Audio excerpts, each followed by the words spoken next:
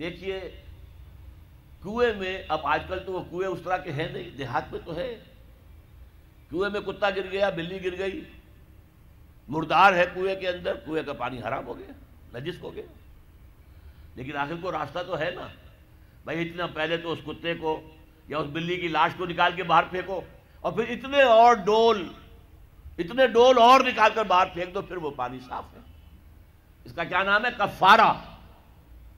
اسی طرح رمضان کا روزہ تھا، آپ سے صبر نہیں کیا گیا، اپنی بیوی سے ہم بستری کر بیٹھے دوپہر کے وقت، روزہ ٹوٹ گیا، اب کیا ہے؟ اس کی گناہ کی کوئی بدل بھی ہے؟ ہاں ہے، 60 روزے رکھو اب متواتر پے بپے، 60 روزے، تب کفارہ ہوگا اس گناہ کا، تم نے فرض روزہ توڑ دیا۔ ہاں اگر نفلی روزہ تھا تو توڑ دیا تو صرف اس کی قضا دینی ہوگی بس، فرض روزہ اسے توڑ دیا ہے تو اس کے لیے تو 2 مہینے کے 60 روزے پے بپے رکھنے پڑے۔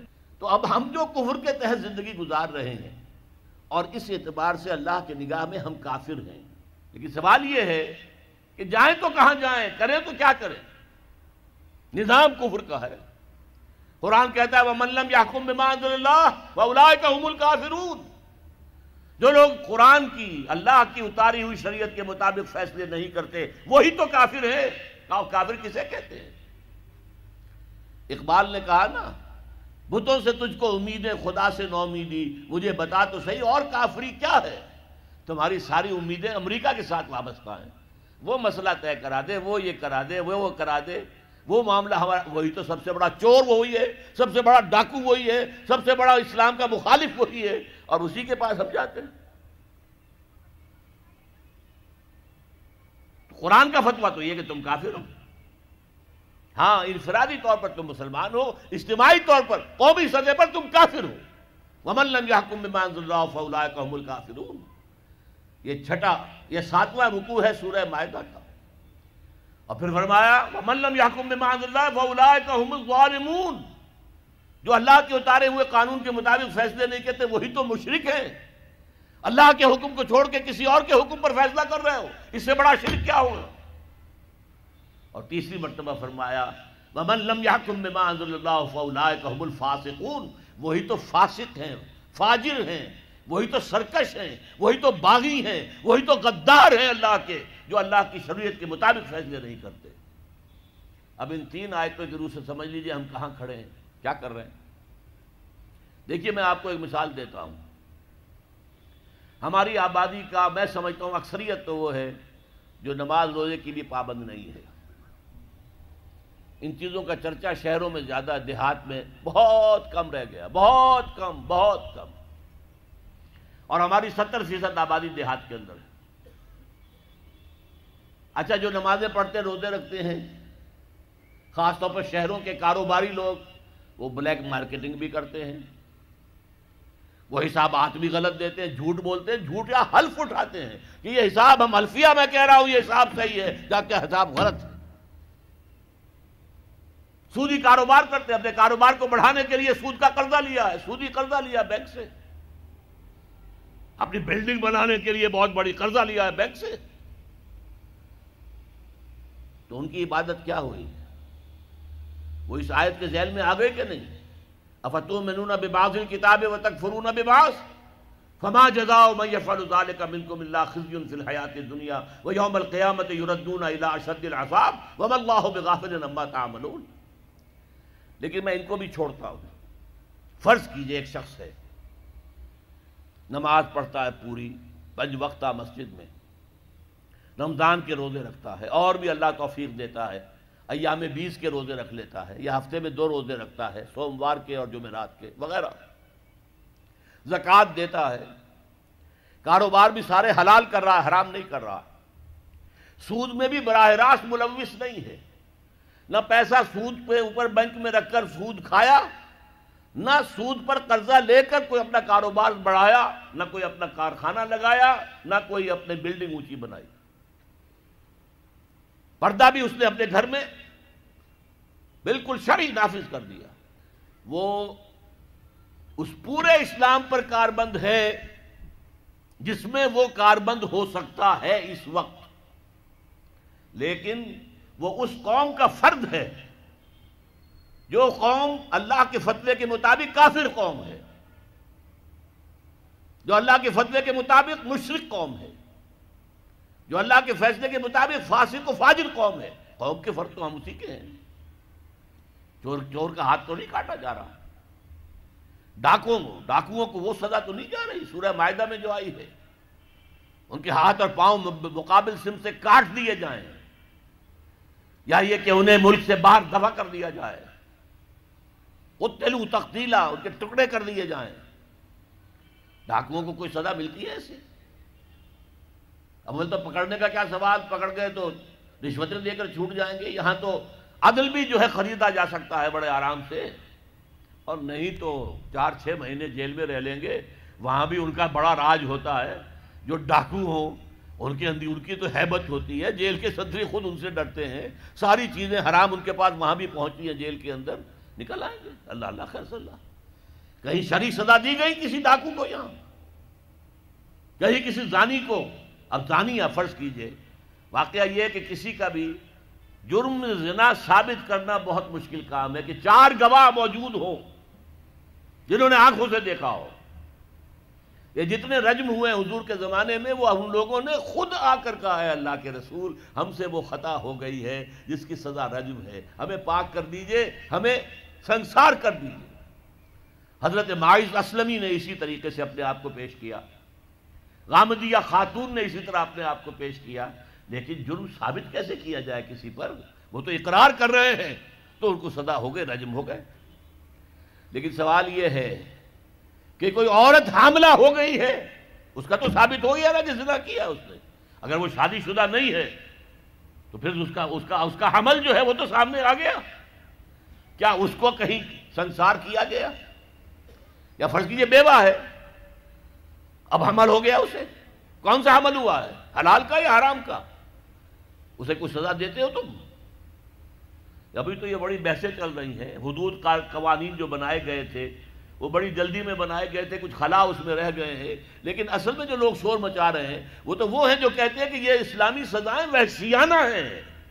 بے نظیر بھٹو کا کہنا ہے یہ وحشیانہ سزائیں ہیں، اللہ کی دی ہوئی سزائیں وحشیانہ ہیں، معاذ اللہ ثم معاذ اللہ ثم معاذ اللہ، کلمہ کفر ہے۔ اب اس کا کیا علاج ہے ہمارے پاس، کیا کریں؟ میری بات کو توجہ سے سنیے، اس نظام باطل کو ذہناً تسلیم مت کرو، اس نظام باطل کی خدمت مت کرو، don't reconcile with it, don't serve it, don't support it. اس نظام کے تحت پھلنے پھولنے دولت مند بننے کی کوشش مت کرو، بلکہ اپنی زندگی کو سکیڑو، اپنی ضروریات کو کم کرو، اپنے آپ کو ذرا آزاد کرو، اپنا وقت جسے تبلیغی بھائی کہتے ہیں تفریغ اوقات، وقت فارغ کرو، تاکہ اس وقت کو تم لگا دو اس نظام کے خلاف جد و جہد میں۔ ایک ایسی جد و جہد، ایک ایسی کوشش کہ اس نظام باطل کو جڑ سے اکھیڑ کر پھینکنا ہے اور اس کی جگہ نظام حق، دین حق نافذ کرنا ہے۔ یہ جد و جہد اگر کرو گے، تن من دھن لگاؤ گے، تو یہ کفارہ ہو جائے گا کہ تم کافرانہ ملک میں رہ رہے تھے، جس کا نظام کافرانہ تھا۔ تم چاہے اپنے آپ کو مسلمان سمجھتے تھے، لیکن نظام کافرانہ تھا جس کے تحت تم زندگی گزار رہے تھے۔ ہاں اگر یہ کرو، اے اللہ میں نے اس نظام کو ذہناً تسلیم نہیں کیا، اے اللہ میں نے اس کی خدمت نہیں کی، میں نے اسے سپورٹ نہیں کیا، اے اللہ میں نے اس کے درمیان اس کے نیچے رہتے ہوئے عیش کرنے کی کوشش نہیں کی، اے اللہ بلکہ میں نے کم سے کم اپنی ضروریات کر کے وقت نکالا اور اس کے خلاف جد و جہد کی، اس نظام کو اکھاڑ کر پھینکنے کے لیے کوشش کی، اور تیرا نظام لانے کی جد و جہد کی۔ لا نہیں سکے تو اے اللہ ہم کیا کریں، ہمارے اختیار میں تو نہیں ہے، وہ آئے گا تو اسی وقت جب تیری مرضی ہوگی، تیرا منشا ہوگا، لیکن ہم نے اپنی زندگی لگا دی۔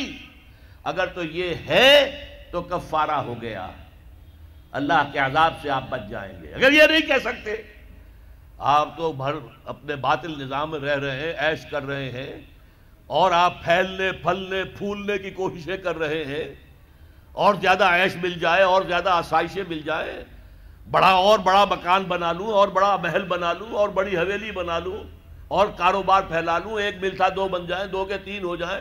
اگر اس چکر میں آپ رہے اس نظام باطل کے تحت تو آپ اسی کے ایبیٹر ہیں، آپ اسی کے مؤید ہیں، آپ اس کے سپورٹر ہیں، اور آپ بھی اتنے ہی بڑے مجرم ہیں جتنا بڑا یہ نظام مجرم۔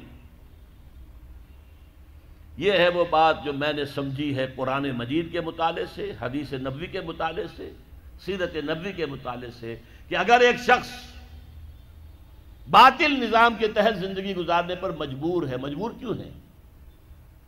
مجبور اس لیے کہ کوئی اور جگہ ہے ہی نہیں ہے، اللہ اب چلے جاتے وہاں، ہم ہجرت کرتے، لیکن ہے ہی کوئی جگہ نہیں جہاں اسلام کا نظام قائم ہے، تو کہاں جاؤں؟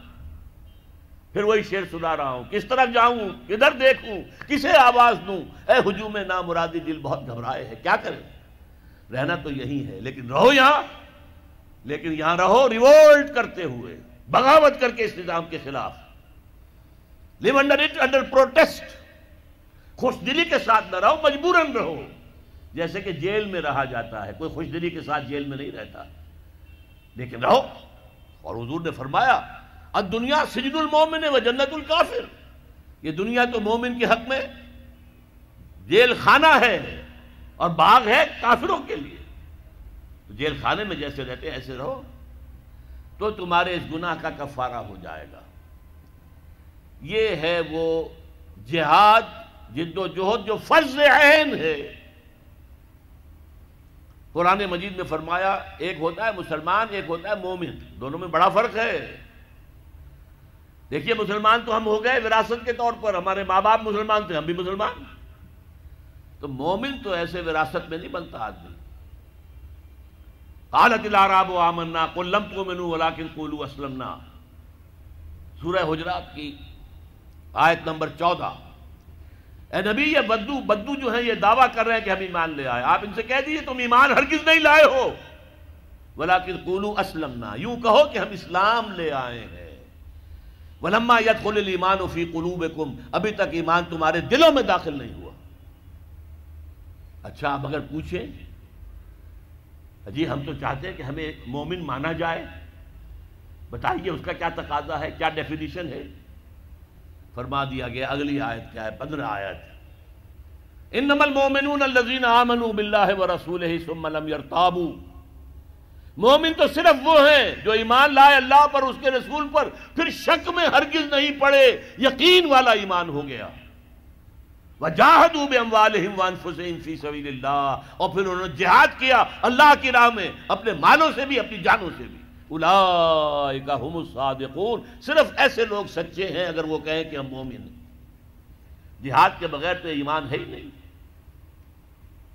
جہاد کے بغیر نجات نہیں ہے۔